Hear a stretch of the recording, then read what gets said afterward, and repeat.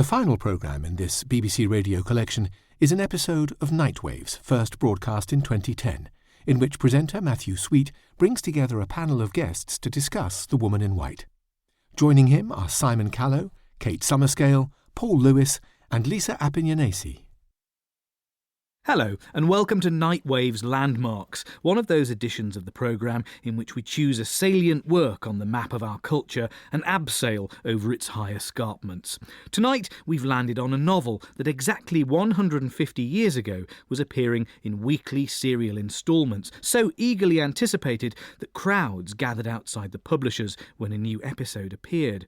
A novel that Gladstone stayed up all night to finish. A novel about madness, money and identity theft that satirists said was so exciting it could make you ill with pleasure.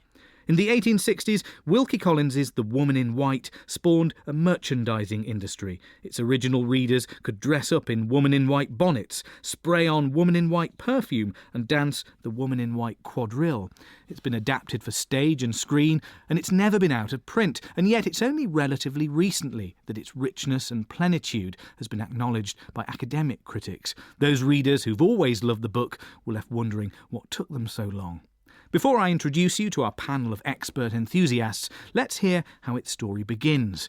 It begins with a shock in the dark. An art teacher called Walter Hartwright is walking through the silent gloom of suburban London when suddenly he feels a hand on his shoulder.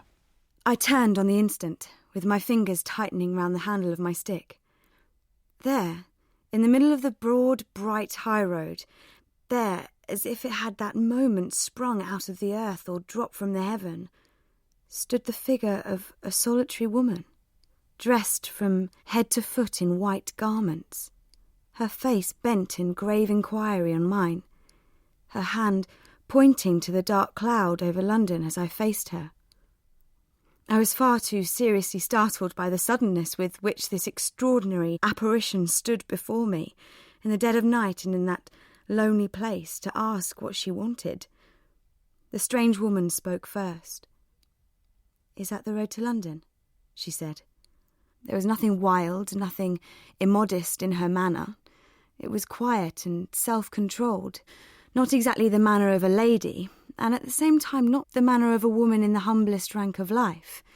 The voice, little as I had yet heard of it, had something curiously still and mechanical in its tones.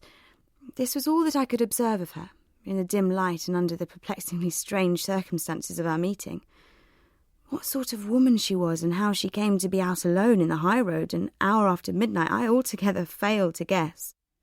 The defining scene from The Woman in White, read by the actor Jessica Dickens, who's going to be bringing this novel to life for us throughout the programme. The Woman in White has a complex plot, but you can reduce it to a one-line pitch. It's about two venal aristocrats who want to make themselves rich by obliterating the identities of two young women, and an unusual pair of heroes who try to stop them. Well, here to negotiate its labyrinth with me are the actor and biographer Simon Callow, who has played the villain of this piece on stage and on television, the writer Kate Summerscale, author of The Suspicions of Mr. Witcher, an account of a murder case that exerted a powerful influence on Collins's fiction, the writer Lisa Appignanesi, author of Mad, Bad and Sad, a history of mad women in attics, asylums and beyond, and the personal finance guru Paul Lewis, who you'll know as the presenter of Radio 4's Money Box, but who leads a not very secret double life as the chair of the Wilkie Collins Society. Paul, this year also marks 150 years since Collins stopped using his mother's bank account and opened one of his own, so obviously not a Money Box listener. So I want to begin by talking about the moment that Jessica read for us a few moments ago there, this meeting on the London road. Why is this scene so powerful for you, Kate Summerscale? Well, I think it goes straight to the sensational quality of Wilkie Collins' fiction, and he was one of the founders, really, of the genre known as sensation fiction, because it just makes you shiver. It sort of conjures up a mystery, but it does so by describing something in forensic detail. It's a strange sort of juxtaposition of something that is utterly mysterious and yet very precisely described and annotated, as if we must clutch at every last, shiver of it in order to puzzle it out. Simon Callow, what does it do to you when you hear those words, and perhaps when you remember reading them for the first time? It's a kind of Ancient Mariner moment, isn't it? It's someone emerges from nowhere and grabs your lapel and demands your attention.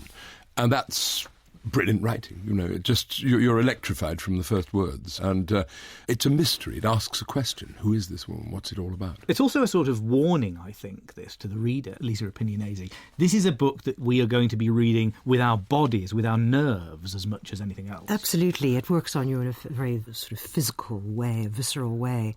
But, I think what he brings together so brilliantly is a young man who we've already met, who's obviously an artist and therefore imaginative, a woman who is sexual but not sexual, we're not quite sure, and we're not quite sure whether she's right either. She's not a lady, so it's a kind of liminal identity. She's neither here nor there. She's in the wrong place, wrong time, but she's not a prostitute. And as soon as you say not a prostitute, well, is she a prostitute?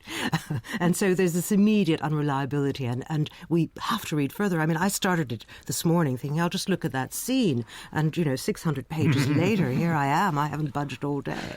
Paul, I know that you've been conducting a sort of online experiment, republishing this novel in its serial parts. Yes, does that experience change the way that the reader relates to this book? Well, I think it does, because the thing you don't get from the published versions in the books is these cliffhangers, these 39 moments throughout the serial where Collins stops, and they're all different. And I've had a very appreciative email from one of the 500-odd people around the world who are joining in with this read, and he says, I'm as hooked as the Victorians must have been, waiting for, looking forward to the next instalment. The book sits on a shelf and I have to fight myself not to pick it up. It's quite a different experience to reading a single volume, because you can't resolve the tension by simply turning the page. And it is that weekly wait that everybody had. And Collins himself said, when he first sent this thing in, that I must grab the reader right at the start. They won't put it down if I have anything to do with it. And he's quite right, you can't. Kate, you mentioned the idea of sensation fiction, the sensation novel. That idea of this being something that gets into your nervous system is very strong, isn't it? What was the sensation novel? Well, what Paul just said about Wilkie Collins saying about sort of grabbing the reader by the lapels, it really is a sort of physical response that is sought by the writer and by the readers. And it was seen, this genre, which was widely read by men and women, as particularly dangerous because it was literally arousing.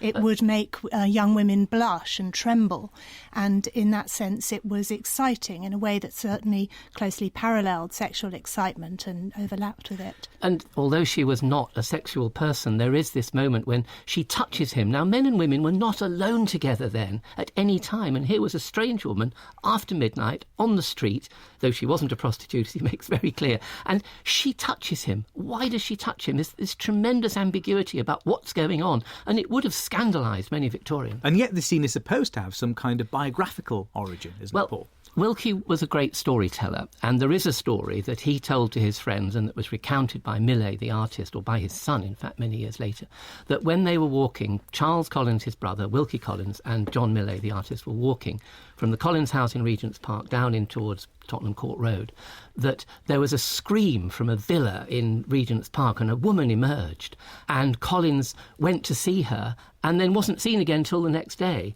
And that was supposed to be the woman in white, and he was supposed to have rescued her from this incarceration and this beating, possibly, within this house. Now, it's almost certainly not true, but he did meet the woman he lived with for most of the rest of his life on a house between those 2 points. So it's quite conceivable he did meet her, but I don't think she was incarcerated in a villa. She actually kept a second-hand shop. I'm glad we've raised this idea of the untrustworthy narrator as well, because I think that's something that goes to the heart of what this novel is about. I mean, when we think of the Victorian novel, we think of it as being something that comprises these worlds managed by these godlike, omniscient narrators. This is a much more open sort of world. These narratives that this book is made up by are much more questionable. They're very different from the rather more sealed world of George Eliot or Dickens, aren't they? Well, of course, famously, there are many different narrators in this novel, and so instantly you have a multiplicity of viewpoints. And I don't think you can necessarily trust any of them. And that's part of what makes it so fascinating and complex and disturbing in a kind of way. And it's plot-led, therefore The theatrical equivalent of that is melodrama, in which the story is everything. The characters are essentially types, and the twist and the turn of the plot is the thrill for the reader, and indeed for the theatre-goer. And this very, very quickly, of course, was adapted for the stage almost immediately. Without Collins's consent? Initially, and then he wrote a version himself. The primacy of plot can sometimes, in the hands of someone less inventive than Wilkie Collins, can sometimes be a little bit limiting, but he's just a master of what Paul was describing, this ability to keep pulling rabbits out of the hat. Yes, there's a sequence of mysteries, a sequence of them, and as each one begins to unfold, you find another one behind it, and it's very hard at the beginning even to think of what the secret is at the end. Lisa? I was just going to comment on the types that Simon talked about, and it's true that he's a master of types, but at the same time, I think in this book, the types really do become characters because they're drawn with a great complexity, and their very unreliability as narrators actually makes them more interesting as characters. I mean, when we first meet Hartright, get that name, I love it. When we first meet him, and it's quite clear he's an artist, so he's slightly louche perhaps, or okay, we're not sure. And then as soon as we've met him, he's instantly falling in love. I mean, he does this, no woman does he see except for one, and that too has its interest, is he not immediately sort of taken by.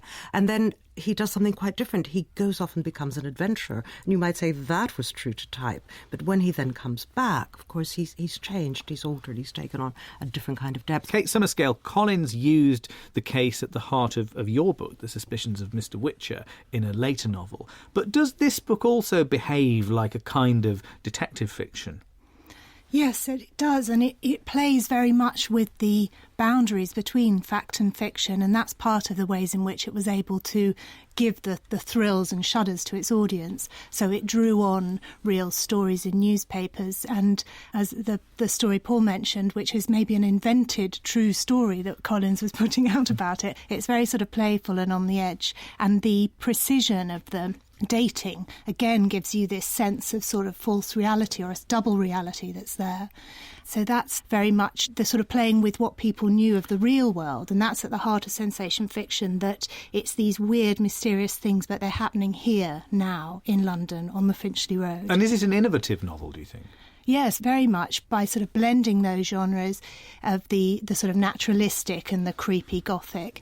And it does foreshadow, it is like an early detective novel in that the characters play detective and there is a mystery which they seek to solve. And the depth of the gothic is very strong, isn't it? Because what he's doing here is taking those situations that we associate with crumbling castles and monasteries and transplanting them into a contemporary Victorian setting. Oh yes, into the house that you might see. I mean, in the respectable country house, two respectable country houses where really unspeakable things go on, and I think that is a very great attraction to a Victorian reader. It also is based on a case. There's a case in a French collection of trials, the Drouot case, I think it is, where a woman is incarcerated, as Laura is, in an asylum, and money is stolen from her, and Wilkie certainly read that because he bought these when he was in Paris in 1856, and he also claimed at one point that the idea of Anne Catherick having escaped from an asylum came to him when he read a paragraph in a newspaper about someone who had just escaped from an asylum and was found on the road. So it's all linked in to things he read and things he thought about, but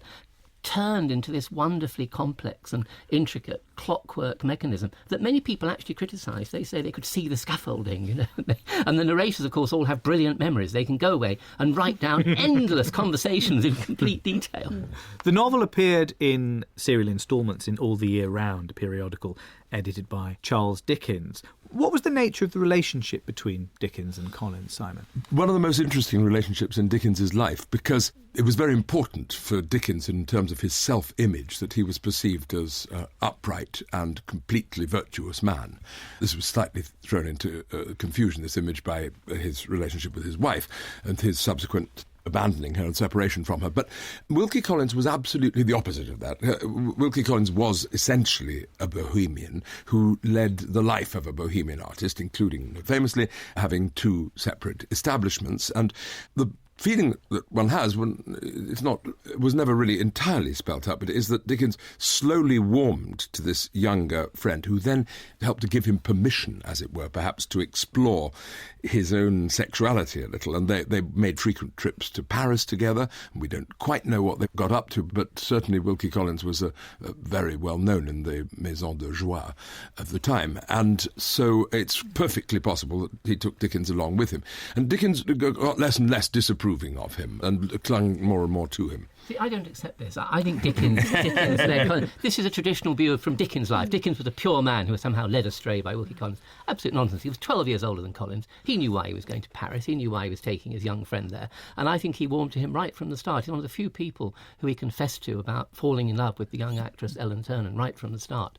And they stayed friends right until Dickens' death. You know, they did everything together. They went to plays. They grew beards together, for heaven's sake. And they wrote together as well. So I'm wondering whether we can identify any kind of continuities or contrasts between their own sort of methods of producing fiction. What about their approaches to drawing characters? Well, it's not entirely dissimilar, but Wilkie Collins eschews the sort of exaggerations. Dickens's world is essentially a carnival world, filled with grotesques. Wilkie Collins doesn't really create grotesques as such. He's got eccentric characters, but there's no character in Wilkie Collins like Mrs. Gamp, you know, these sort of almost medieval gargoyle figures that Dickens created. That's alien to Wilkie Collins. Wilkie Collins, to me, a much less intense imagination than Dickens's. One almost feels sometimes reading Dickens that he was on some strange drug when he was writing. I sense a rumble coming from the direction of Paul Lewis. No, but I think the thing about Dickens is his characters were unbelievable. They were amusing and entertaining because they were unbelievable. Even the worst of Collins' characters, the most evil, are completely believable. Fosco in this book, for example, terrible villain, completely believable. Let's talk about the specifics of the characters in this plot. There are a group of principals, aren't there? There are 2 heroes, 2 villains and 2 victims. The heroes are Walter, who we've heard about already, and an unusual woman named Marion Holcomb. We'll hear just how unusual in a moment. The victims are Anne Catherick and Laura Fairley, 2 women whose identities are manipulated by the villains. One's a woman committed to a lunatic asylum, the other a young heiress who's being bullied into signing away her right to her fortune. And the villains are Laura's husband, a decayed aristocrat called Sir Percival Glyde, and his friend Count Fosco, an Italian political exile with a thing about mice. I must admit that my early life was spent, like anyone else's, in innocent folly. I ruled the fashions of a second-rate Italian town and wrote preposterous romances for a third-rate newspaper. Then I studied law, finance, and chemistry, in that order.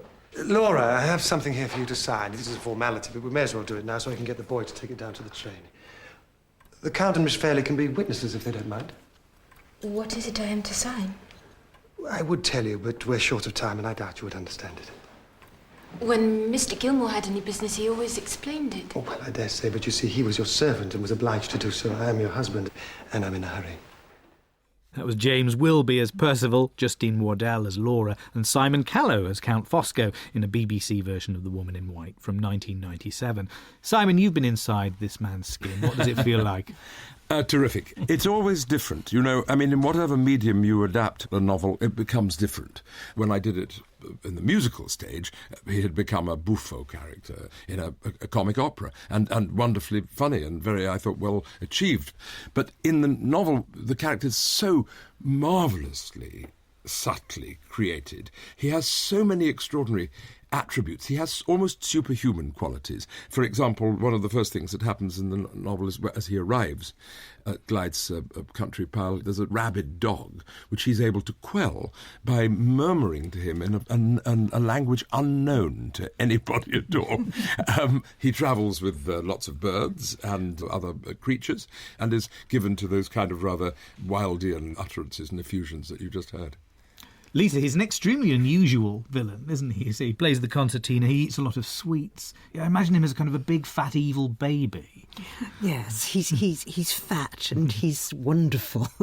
He also is, or has, mesmeric capacities. And don't forget, this novel is, of course, an exploration of what constitutes madness, sanity, attraction of an evil force, if you like, or potentially difficult kind, and attraction of a good kind. So Fosco's right there in the middle of it with his extraordinary mesmeric power over even our most sane and wonderful and rational woman. I mean, the George Eliot of this novel, if you like, the Marianne. So he is extraordinary. Well, let's talk about Marion Holcomb, because Kate Summerscale, she seems like somebody who ought to be a subsidiary character in this story. Walter and Laura seem to be placed to be the hero and heroine of this book, and yet Marion pushes them into a sort of marginal position, doesn't she? Yeah, she seems to be, especially the first sight we have of her, where Walter sees her and admires her amazing body, beautiful, graceful, sensual body, and then she turns and is horrendously ugly, is not a set-up for a heroine in any way. She's a deeply unsettling character, and as soon as we're introduced to her, we're told we don't know what to make of her. And you would not suspect for an instant that she was going to be the sort of guiding consciousness of the novel, which is what she turns out to be. And you continue to be left with this sense of unease about her. She becomes more and more increasingly admirable, likeable, but you never quite shake the feeling that there's something she's not telling you, something going on there that you can't quite put your finger on, and that makes her tremendously intriguing as well as attractive. Jessica Dickens, I think this would be a good moment to hear that moment when Walter first encounters Marion Holcomb. I looked from the table to the window furthest from me, and I saw a lady standing at it with her back turned towards me. The instant my eyes rested on her, I was struck by the rare beauty of her form, the easy elegance of every movement of her limbs and body as soon as she began to advance from the far end of the room, set me in a flutter of expectation to see her face clearly. She left the window, and I said to myself, the lady is dark. She moved forward a few steps, and I said to myself, the lady is young. She approached nearer, and I said to myself, with a sense of surprise which words fail me to express, the lady is ugly. Thanks, Jessica. Paul Lewis, Marion is the only literary heroine in 19th century fiction with a moustache, isn't she? Walter says she's ugly in that first moment, but what view do we take of her? I think we take the view of her that she's intelligent, resourceful. She does do detection. She works things out. She looks at clues, physical clues in the environment, and works out what's going on a number of occasions in the book. And we know that she somehow will get us through it. And I think the sad thing about this book, compared with many of Collins' other books, is that the two women in it ultimately fail. It's all resolved when Walter Hartwright comes back. So Marion doesn't actually get us the whole way, which I think is a shame, because in many ways his women were very strong. And she is a very strong woman, very formal in a strange way, and she gives up everything else for that, for the love for her sister. Well, this does seem to be a novel in which gender characteristics are distributed among the characters in a very unconventional way. I mean, you've got this very active heroine, this rather passive hero who disappears for the middle of the book, and Laura's uncle is an extravagantly effeminate old man whose most intense relationship is definitely with his valet. Absolutely. I mean, I think this is one of the great points of genius of this book. It questions, it really interrogates what is conventional sexuality about, or what are sexual roles about in Victorian Britain. I think Collins, unlike Dickens, is actually very interesting about women and not completely taken in by the wonderful idea of, the agreeable and the pliant, all things that Marion is not and her sister is, as necessary characteristics and attributes of women. Women can also be reasonable, intelligent, reading, thinking, and at the same time sexually attractive, even though they may not be pretty human beings. But also he gives us a rather frightening example in Fosco's Wife of a woman who is completely dominated and utterly subservient, a really chilling character. I think that's absolutely right. And he gives us all the poles of the feminine, if you like. And when you get to the edges of that, they seem to become disturbing because they are too much like the other sex. So the uncle, Mr. Fairley, is, of course, rather too effeminate. He's too, and therefore is called a neurasthenic. Whereas he's given a category. Fosco's got a wonderful sort of tenderness and effeminacy about him, and his playing with the little white mice and his appreciation of women and his ability to sort of read the thoughts of the women around him. There's a great affinity there. And Marion's powerfully attracted to him, and I think as readers we are too. And so, again, the male characters in another way can take on these female attributes and be made all the richer for them and more appealing. Is the book's interest in gender one of the reasons why it's kind of come up the critical agenda in universities? Because I think it was probably a book that was rediscovered, really, in the 80s by feminist critics. I think it's also come up because it's so interesting about madness and that whole notion of asylum life and what constitutes lunacy. When are people dangerous either to themselves or to the other? And when, in fact, are they just unconventional, simply, if you like, deviant, as they are in their sexuality or in their choice of life? I mean, he's constantly peppering these terms around to allow you to explore that, as this book fundamentally is about identity and how strong it can be or not be in order to disintegrate. And you could hardly have a more explicit metaphor for feminist analysis of the relationship between the sexes, of, as you said, the men trying to obliterate these women, lock them up, drug them, deny their existence. I mean, it's really terrifying. And Percival Glyde is a really rather wonderful instance of an absolutely prototypical monster man in relation to women generally. Yes, a complete bully. And also, he is the baronet. So questions of class come into this. I mean, as he questions, power relations between men and women, he's also questioning class relations. And the whole book hinges on heredity. Well, let's explore a bit his interest in mental illness. The revival of critical interest in this novel was sort of roughly contemporaneous with the publication of Elaine Showalter's The Female Malady. And I'm wondering how Collins put an interest in mental pathology to use in this book.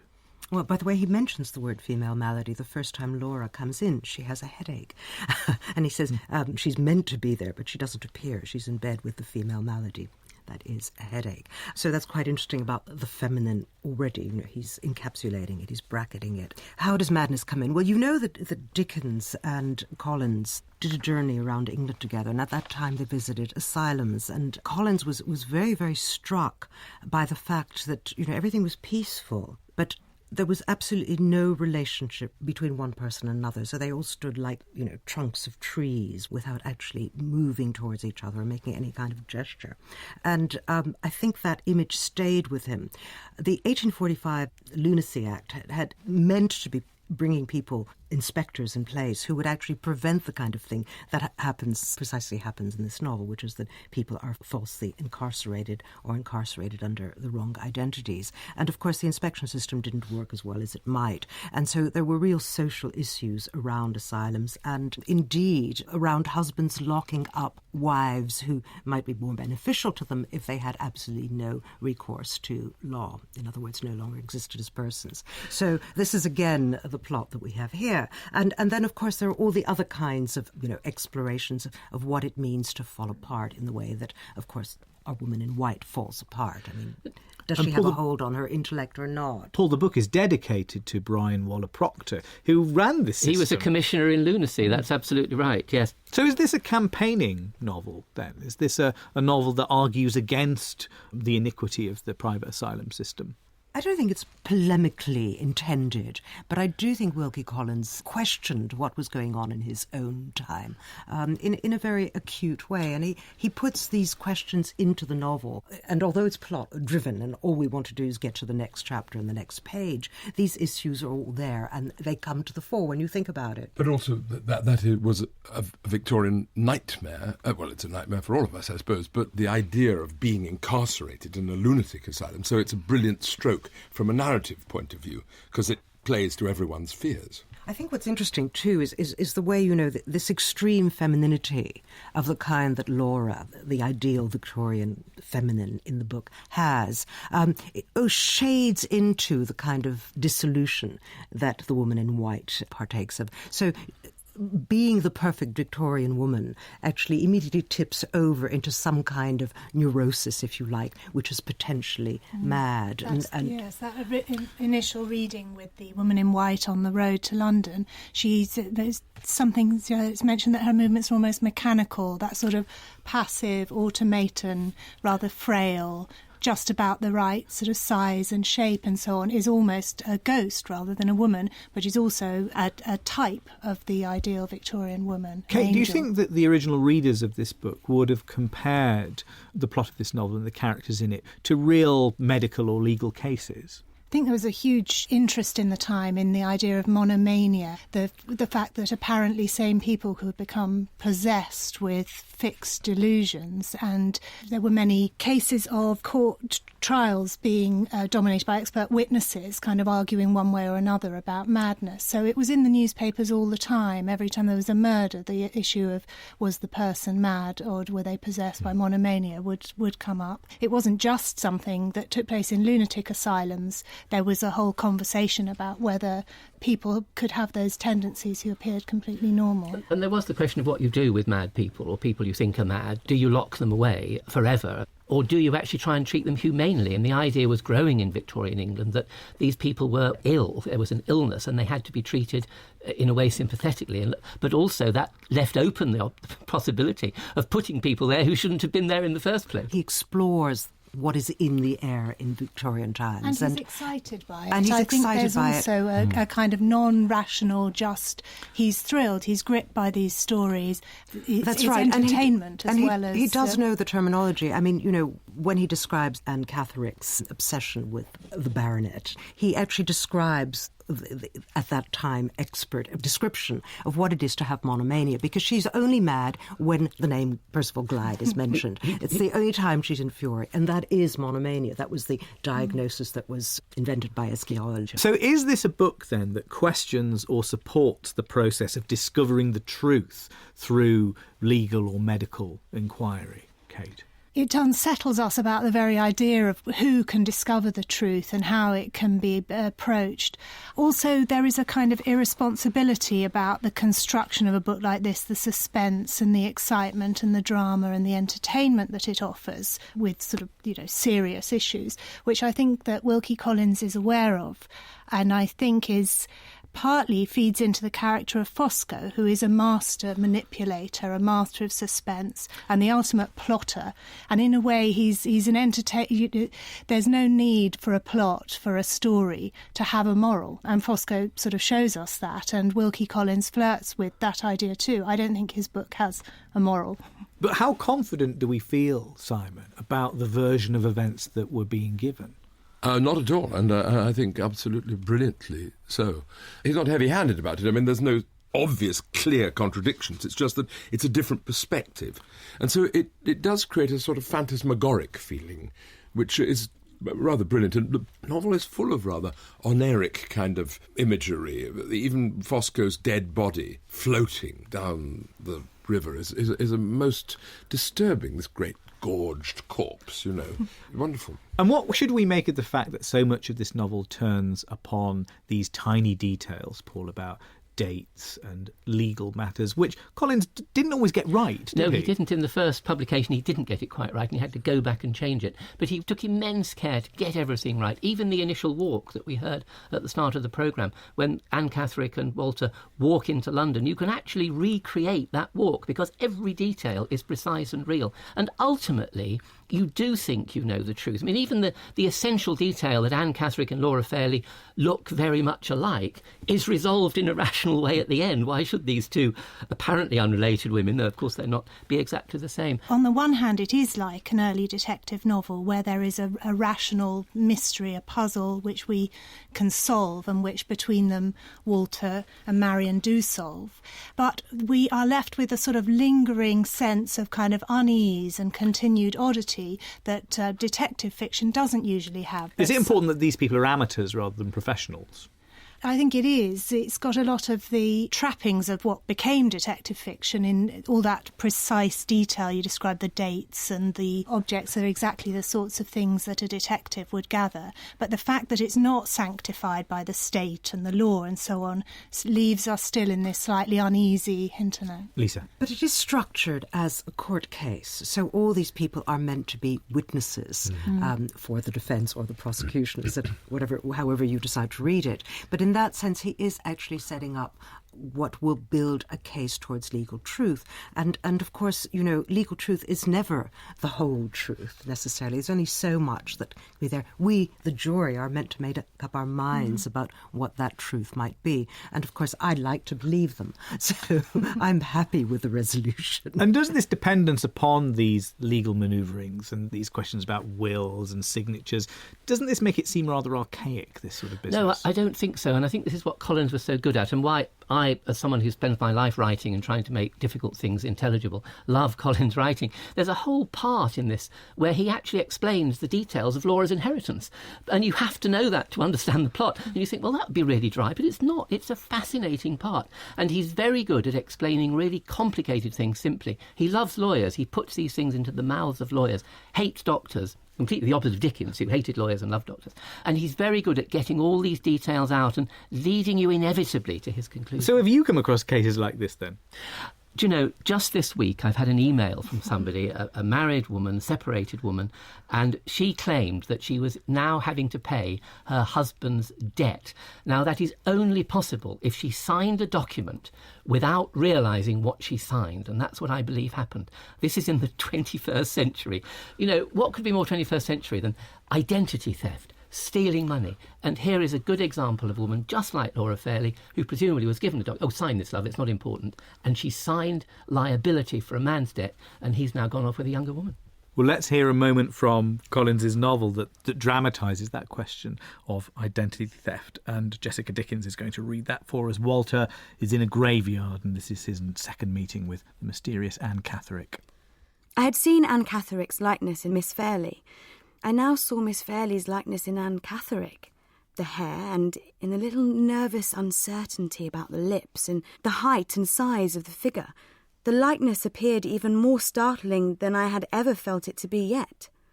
But there the resemblance ended and the dissimilarity in details began. Miss Fairley's complexion, the transparent clearness of her eyes, the tender bloom of colour on her lips were all missing from the worn, weary face that was now turned towards mine. If ever sorrow and suffering set their profaning marks on the youth and beauty of Miss Fairley's face, then, and then only, Anne Catherick and she would be the twin sisters of chance resemblance. Thanks, Jessica. Now, that extract focuses, it seems to me, on something that, Paul has raised this question already, a very modern feeling, kind of anxiety, the vulnerability of human identity, the idea, Simon, that we might not be able to prove who we actually are. Yeah, no, it's an existential nightmare. And a man like Fosco, for example, is a mystery man to everybody. We never really know who he is or what he's been doing in his life at all. Even in his own testimony, he doesn't really tell us who he is. There's even perhaps a thought lurking in the back of our, is he really Italian? Is he really a count? Who knows? And that's absolutely essentially modern, that, isn't it? This was the moment when half of us began to live in cities in the middle of the 19th century, and that did create this anonymity. It wasn't just before DNA, it was before fingerprints. How on earth did you prove who you were? You did it through these paper documents, but how do you prove that you are the person associated with that document? And of course, is that document genuine? So there was a very real concern about proving who was who, and a great fear of all these unknowns who were around the place. And of course, the Italian count. Italian aristocrat? Did anyone take that seriously in the 19th century? I don't know. So is one of the lessons of The Woman in White, then, that we should perhaps be more suspicious of the people around us, that the home, perhaps, is a place of danger and unease? I think there was, in the early 19th century, because of the growth of cities and technologies such as the train, which could speed people around the place, people became more anonymous and strangers were common before you sort of knew who you were dealing with, and that changed. And there was a massive rise in crimes to do with fraud and forgery and identity theft. I think that's sort of dramatised in this book, the anxiety about how you know who anyone is or where they come from. And the foreignness of Fosco makes him an extreme example of you don't know who his parents are, where he's from. But it was something relatively new in Victorian Britain, that nearly everyone was a stranger unless you'd been brought up in the same village as you frequently weren't anymore. Lisa? That's absolutely true. And on top of that, there's that whole question of heredity and legitimacy, because the hereditarian discourse was just beginning at this time, but was very marked. What does it mean to be, a child of a family? Are you the child? Are you legitimate, illegitimate? The family structure was such that always step generations, because women died before men and remarriage took place on a regular basis. And so the kinship network and inheritance became incredibly important and was already, under suspicion, of course, but we get that, the full flowering of that, if you like, in psychological terms with Freud, where, you don't know about the buried secrets of the family. You will never know, but you keep trying to find the truth of them. So my R.D. Lang have read The Woman in White with approval. Is this a book that teaches us to treat the family as a machine for producing anxiety and suspicion? Absolutely. Madness is the label that you put on the thing you are frightened of or want to suppress. But there's another element, I think, to this, which is that the villain, although Fosco is actually the more entertaining and melodramatic villain in the novel, the actual villain is Percival Glyde. And Percival Glyde is, of course, an aristocrat. And there's this interesting sense that both Dickens and Wilkie Collins purvey, which is as if they were writing of a somewhat earlier period. It's more an 18th century feeling of the wicked squire. Percival Glyde is kind of the Sir Mulberry Hawk of this novel. He's a mentally disturbed and diseased figure. And Dickens and Collins are distinctly democratic novelists. But what's very 19th century about the situation, if the squire is 18th century, is the sealed nature of the home. Hardly anyone comes in or gets word out, and there's a sense in which a lot of the sort of danger and corruption comes from that intense sealed quality. Yes, I mean, in all his books you do find some scene in a house where something terrible has happened, whether it's abuse or whether it's theft or whether it's illegitimacy. Where's the legacy of this book today? Can you detect the presence of The Woman in White in contemporary fiction, Kate? I think it's had a huge effect with Collins in general, and this was his sort of formative novel. And I think we do live in a culture absolutely steeped in detective dramas of one sort or another, and that has taken us back to the beginnings, which is Wilkie Collins.